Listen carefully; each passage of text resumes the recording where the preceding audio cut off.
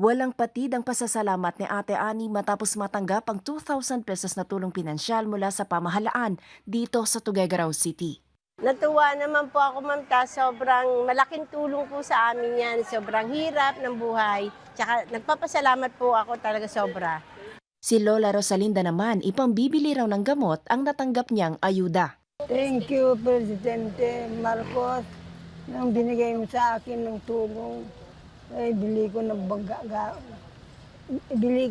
gamot ko. Ilan lamang sina Ate Ani at Lola Rosalinda sa Group 2 category ng mga benepisyaryo ng Unified Package for Livelihoods Industry, Food and Transport o UPLIFT program.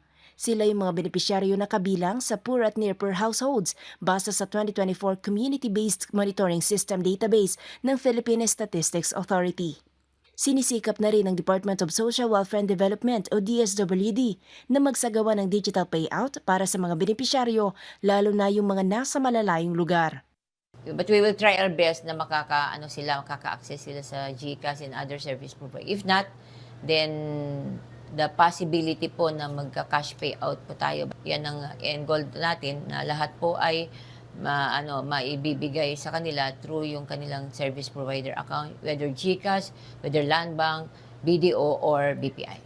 Samantala na ipadala na rin sa mga account ng mga benepisyaryo ng Pantawid Pamilyang Pilipino Program ang kanilang tulong habang naipamahagi na rin sa mga benepisyaryo ng Walang Gutom Program ang kanilang ayuda kasabay naman ng redemption activities para sa kanilang food credits. Kaya pakiusap ng DSWD sa mga benepisyaryo, Sana po ay gamitin nila ng tama. Bagamat 2,000 po yun on a monthly basis, pero malaking bagay na rin po para sa inyo po. Dahil ito po ay response na ng ating gobyerno, ang ating presidente para maibsan po yung ating kahirapan dahil po sa oil crisis. sa ngayon puspusan ang pagsusumikap ng DSWD para maipagkaloob sa halos 51,000 households na kabilang sa Group 2 ng UPLIFT program ang buwanang ayuda para sa Region 2 hanggang sa Disyembre.